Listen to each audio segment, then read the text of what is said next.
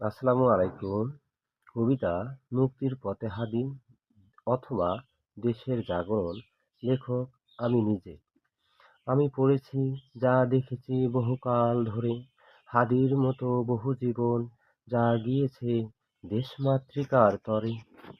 রাজনৈতিক দল ও সাধারণ জনগণে উত্তাল, সকলেই যেন বিচারের দাবিদারে। বিনিময়ে চোরের দলেরা লুট করে দেশমাতৃকার নামে।